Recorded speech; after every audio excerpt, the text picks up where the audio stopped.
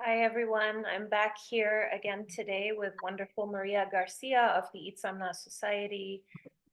They manage the Elijio Panti National Park in Belize. As many of you know, it's fire season and it's been catastrophic in the last 2 weeks in many parts of Belize, including the sacred park. So I'm going to hand this over to Maria to just share what's been happening, what's happened to your land in the last few weeks.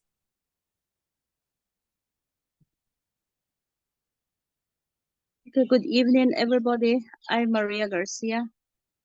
I live in a Mayan community by the name San Antonio or Oshmulka.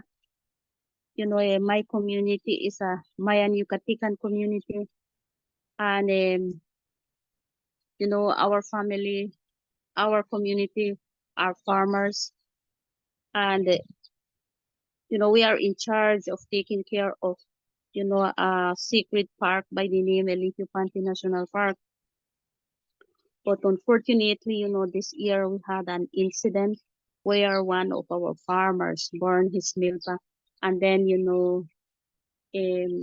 it's incredible, how the fire spread it in minutes. And, it threatened our water system because our pipes, where our water system comes to our community runs through the secret park. And so, it was a battle of 15 days where, our community, our rangers, have to battle the fire day and night. And the worst thing is that, our community, and even us didn't have, the proper tools like to fight the fire. So, we lost, like around 4,000 acres of, land, which was burned down. And we were very lucky, that our water system, we safeguarded. There was incidents, there were, like pipes that were burned, but not that, to that extreme. So it's already fixed and we have water in the community. But then we lost the forest, And the worst thing is that, in the sacred forest, we have, our sisters, our brothers, the animals, the birds, um, every living creature that lives in that part of the park lost their homes and even died because they were burned during the night time accordingly to you know to the men that were fighting the fire. They said that they can hear the screaming and the like yelling of the animals. And so they come in and they tell us, and that breaks our heart because, our animals, don't have why to lose their homes. And because of our mentality like humans, because if we are more cautious, i- i- i- the fire won't reach the park. But, it's like our farmers burn like they are used to. But now with the climate change, it's not the same. The fire that we fighted, this year, it was extremely, extremely, extremely dangerous and furious. It's like fighting with the devil. And so, what kept our men day and night up there were the prayers, and the willing also to safeguard the park because they know that they just can't let the fire destroy the whole, entire park. So they have to fight and fight and fight, and they fight it for 15 days. Um, we are still in shock because, you know, never ever we have, had such an incident. And plus, all over Belize there was fire, fire, fire, fire. It was like living with smoke, living with heat, and it's a challenge. And I think we have to have more, like patience when we are burning nowadays. It's not the same like past years. It's totally different now.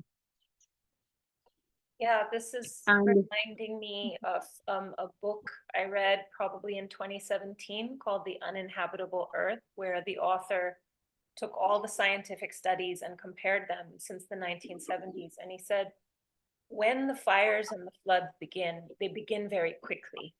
There's not like a gradual 15, 20-year process. It just happens. And what you're describing is very much that. And we're seeing it in in different ways in different parts of the world. The flooding for the last 2 years has been so extreme in places that don't flood like that normally. And so what I'm hearing you say is that this is not just an isolated incident in a nature reserve. This is going to impact every single person in your country because of the impacts of the loss of tourism, because of the loss of vegetation, that will bring less rain, species collapse, the water table will be affected, soil erosion, losing that many trees, losing that many species. Like every bioregion is very delicate, but rainforests are so complex and they depend on every single tiny being there.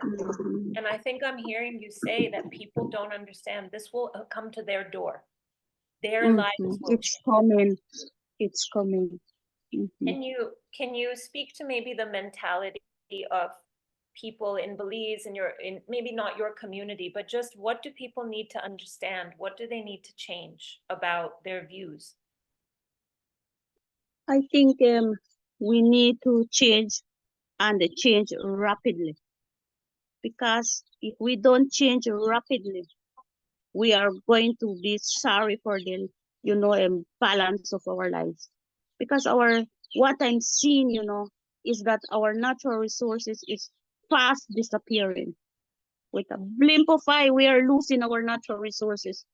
This year, we have lost thousands of acres of pristine rainforest due to fire in Belize. And if our governments, and if our communities, and if our people in Belize doesn't take action, real action, from the bottom of our hearts and our mentalities, we are going to regret it forever. Because if we don't have our natural resources, we are lost. Yeah, you're lost and you'll We are, starve. we are all interconnected as humans. If there is no natural resources, there will be a lot of sickness on us, lot of I can say no rain, no food. So what will happen with us? Our health will be poor. But we don't consider that. We think that the forest is only a forest. No, we need to take care of the forest. The forest is taking care of us, and we are not, taking it into consideration. We believe that the forest is not doing anything. No, no, no, no. They are our guardians. Because of them, we are, living. Without of them, we are dead. And this was the message of your uncle. I mean, this was his core message 40, 50 years ago. Do you think of that now, like when you connect it to because when I was listening to you, what was happening from my soul was imagining you as a little girl and the first moment that you realized you had to protect the forest. Was it always like that, or was there a moment you remember? Because it feels like it's just woven into the lineage and into your community. The forest is part of us. It's part of our living. It's part of our community. It's part of our culture. It's our heritage. So we have to take care of it the way we take care of ourselves. Because, it's without them, we are nothing. Our culture is gone. We are gone. The beautiful water, the fresh water that we have right now will be gone. And so it's the end of us. We need to treasure what our ancestors left for us, because that was left by our people. But sometimes, we don't consider it. We take everything for granted, and we don't take care the way it should be taken care of. But I hope, and I'm praying that with what happened to us this year, it is like an awareness call to us. It's like a shaking call to us that we are taking, everything for granted, and it shouldn't.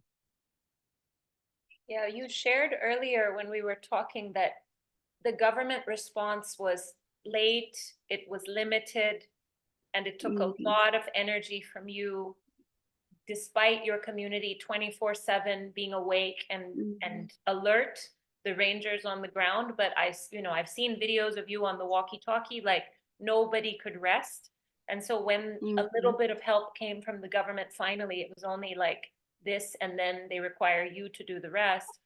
So I'd love to hear about that, because that would help people understand the situation you're in and the community aspect, because you spoke about how the success that's been achieved has only been achieved together by various community groups. So would you speak to that aspect? Okay, I think at the beginning of the fire, it was very, very hard on us, hard on our community, because we have to fight it with what we have. And then, finally we got some help from the government. Was, like, where we got like some tools, some equipment, and then we got the, like the helicopter and pouring water. And then we also have like the bulldozer to open, fire trails, fire trails, so that the fire, can only reach there. Or if it, like passes that fire path, then we have the other one to contain it. And then, but the big help that we had from the very beginning was, from our stakeholders. Like, for example, the resorts that were there, they are the ones who came and embraced us, and fight it along with us from the very beginning. Like, Gaya Resort, Mariposa Lodge, Mystic River, Table Rock, because we didn't have no tools, so they brought like their blowers, and so it makes it more fast, because somebody's opening the trail, the fire trail, and others coming with the blowers. So that was a big help. But I think that to our experience now, I think more can happen, more can be done to mitigate the intense, destruction of the fire. Because it's not only us that will suffer, it's the whole country. And the faster we can mitigate it, the better it is for everyone. Because it's like, you clearly said, we are going to be suffering from the tourists now. And then more health issue. When the rainy season starts, what will happen? Erosion, flooding, sickness. And yeah. Sorry. And then the sediments will wash away where? To our creeks, to our rivers, to the ocean. So I think from this one, I think everybody should learn. Our communities, our farmers, our government, everybody, because if we work all together, I think we can mitigate this. Because the way our community fight it for their water system and the park, it was incredible. They were there till the last days. And that's how, we were able, like, for example, to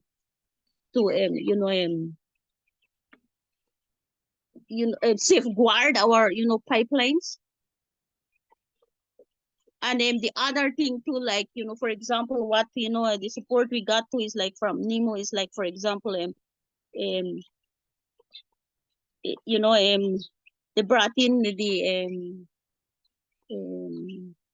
hydrolytes for, our people, because it was like, it was difficult.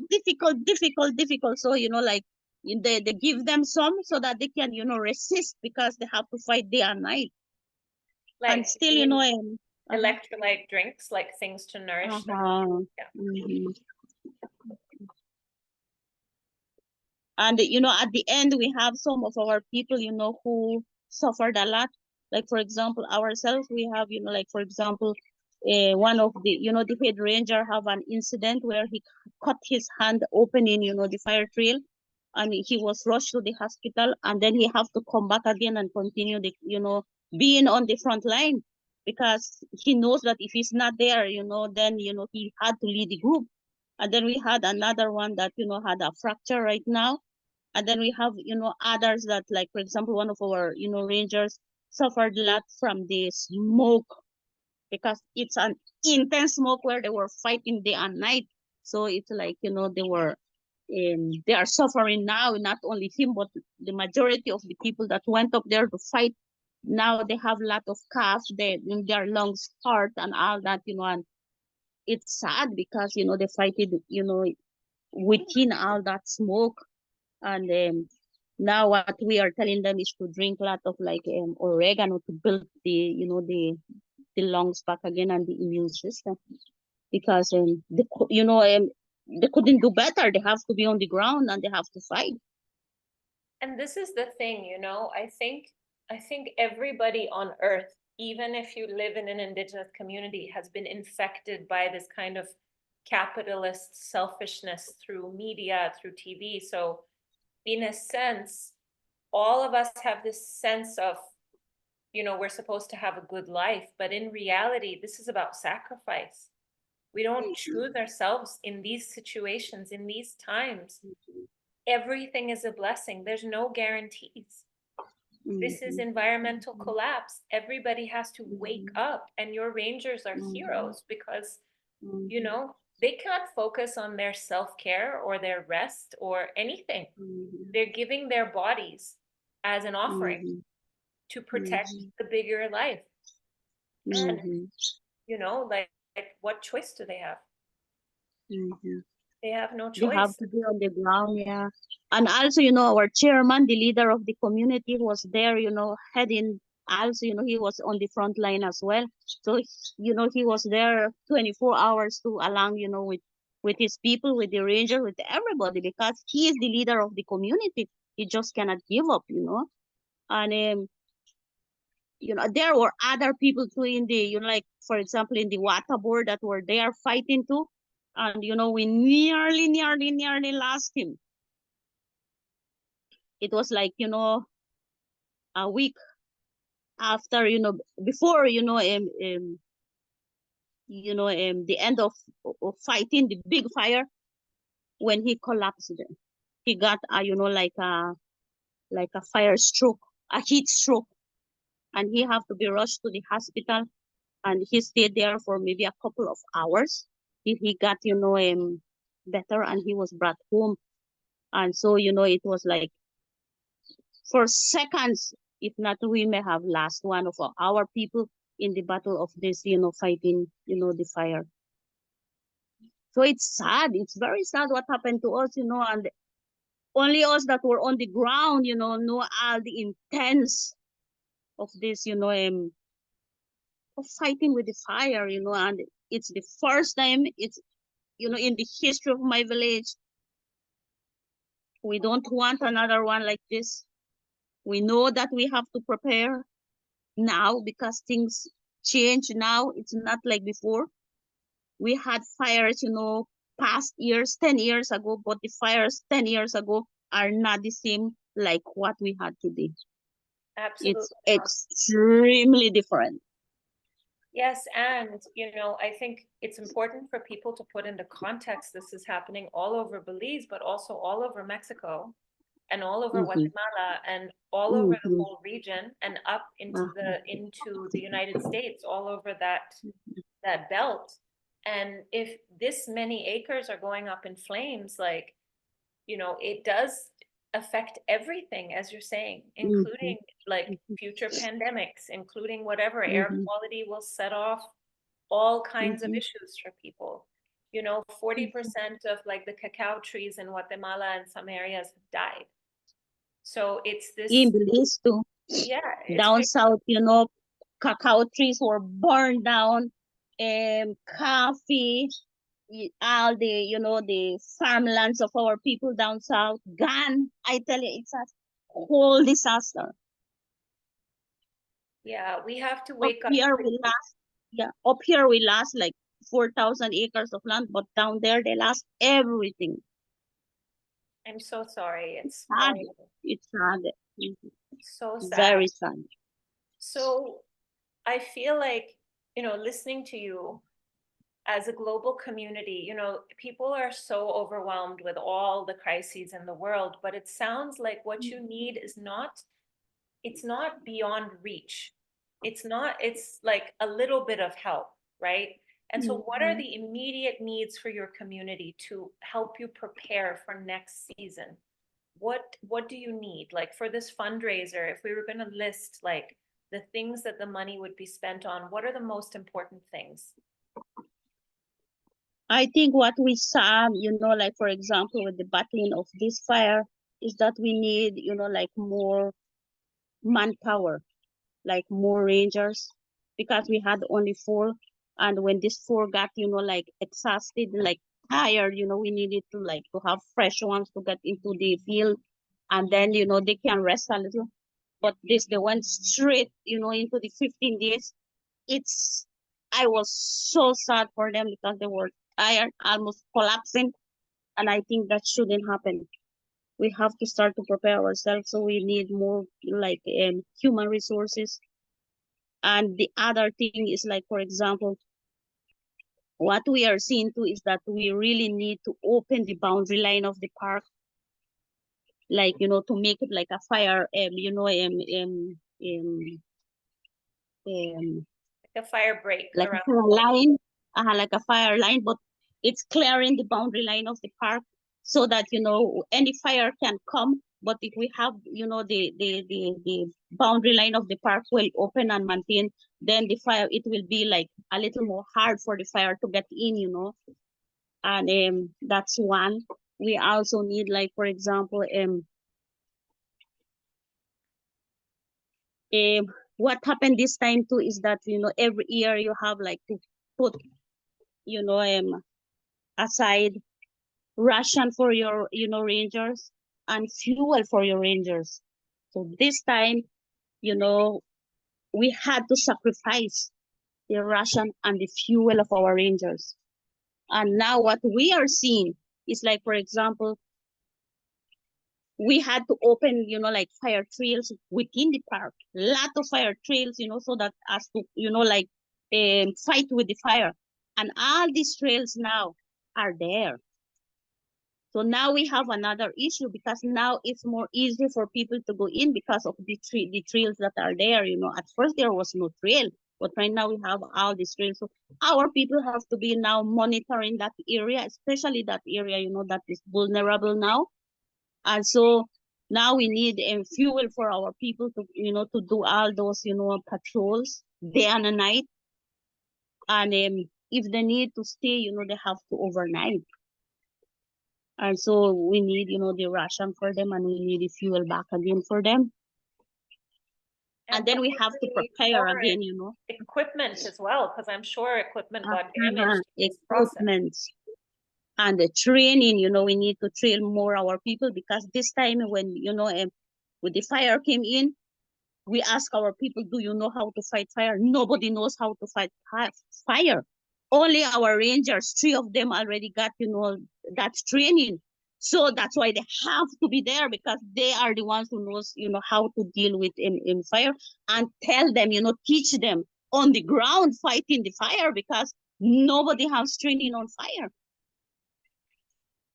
Which is sad, you know, but they, you know, they learn, you know, because it's not only like training, but it's practical. It's on the ground fighting, you know, it's like the evilness. So we see that there is a need of, capacity building on our people, like training on fire and the equipments. Because yes, the government give us, not us, but give to the community, the chairperson, some equipments. They give them two power saw, because they need power saw like for the trees that fall. And when our people back the two power saw up the hills, miles up the hills, and when they started the power saw, one never started, and the next one don't have that power to cut the trees.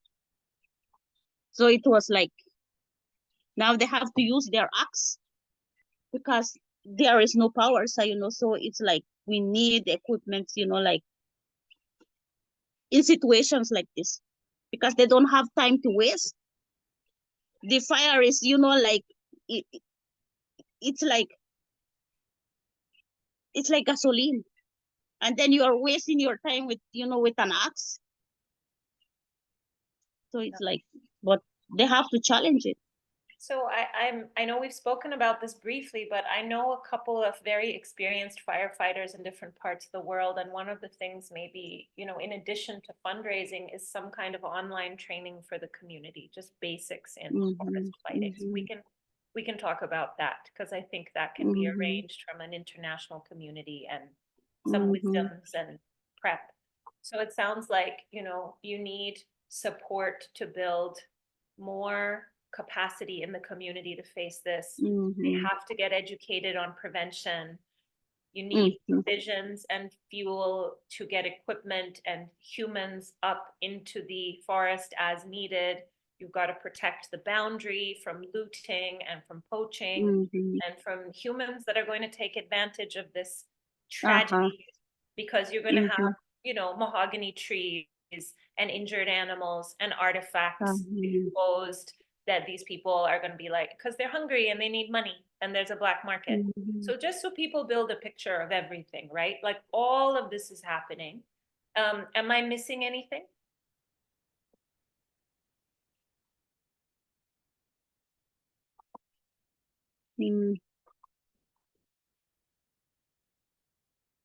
I think maybe awareness, like, on small videos, because like what we talk on the, on the impact, we don't realize the impact till we have it on our doors. And I think education is also a key, because if we don't educate people, then that's why, they go on the burn, because they don't think twice before they do things, they think it won't have an impact. But they don't see that everything is, like linked with it. You touch here, it unbalances here, So maybe small videos. We can definitely help with this. And I think there are enough Spanish speakers and enough people with wisdom to put something together for the community that they can just log in on their phone and watch some videos and learn. So we'll talk about that project, because I think it's very doable and all of us are very happy to help. But it sounds like for the practical matters, you need money. Like for the equipment, for the food, for the fuel, for digging the fire break, for replanting. That was the other thing. That was the thing we forgot. Reforestation. It's the reforestation. Can you speak to me about what that would look like? What, what kinds of seedlings, how much time something like that would take? Because to me, 4,000 acres sounds massive to have to replant. So I'm curious what you foresee with that project. I think we have to take it one at a time, like for example, I'm starting, like in one portion first, and then probably next year continue with another section, like subdivide the areas, where maybe we see that erosion can happen. Then we, like reforestate that area, not with other species of plant, but with the same species that they have, like their local species, and like mahogany, maybe bay leaves, and cedar, whatever, it's around the, our area, because we don't want to bring things that are not, and that cannot adapt, to our, weather, or, of course, or our grounds. So I think it have to be like, Where can you get the seedlings from? Would it be something the community does? Like, would you grow them yourselves? Are there places to buy these seedlings? Well, I think we have to do our own nursery because we can get our own seeds and do the nursery and then just replant when the rainy season come, start to do the reforestation. Yeah, but we have enough seed, like we can get from other section of the park seeds and then replant them. Yeah, see, this is great because this helps build a picture of the hundreds of hours that all of your hands will be working, right?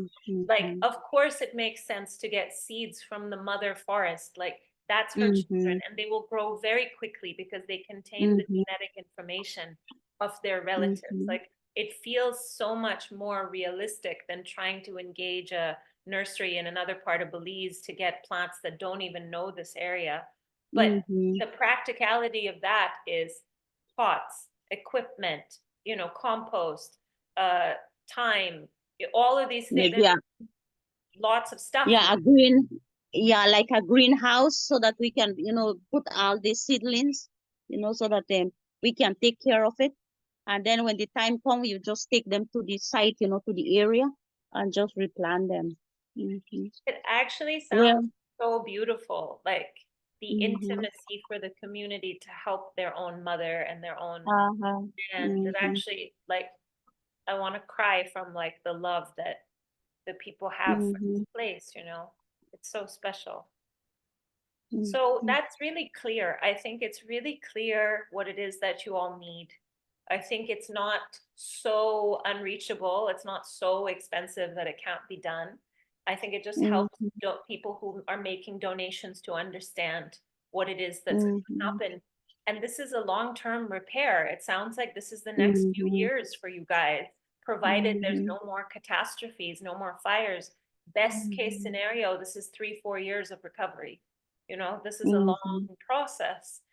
So, is there anything else you want people to know?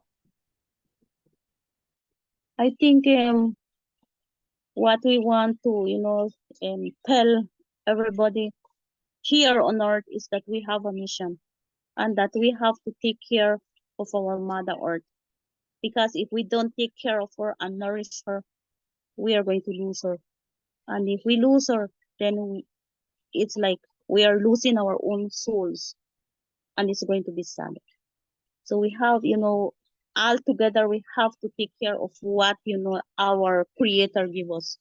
And sometimes, it's sad to see that we don't appreciate it and we don't treasure what He gave us, what He inherited to us, which is so sad. So, but I think it's about time, that we wake up with all what's happening. It's like a shake up call for all of us. And then let's protect what we have right now before it's gone.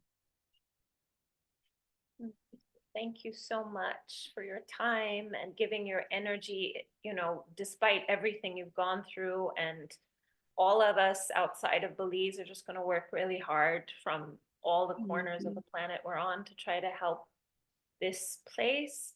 So thank you for everything that you share and that you give. Thank you to Samara for being there, and thank everybody that was there with us in prayers, because it's prayers that holds us up, and we were able to fight what we fighted, because it's incredible. It is incredible. Thank you so much. We'll end this video now, and my prayer is that everything you all need comes to you with ease. So thank you, Samara.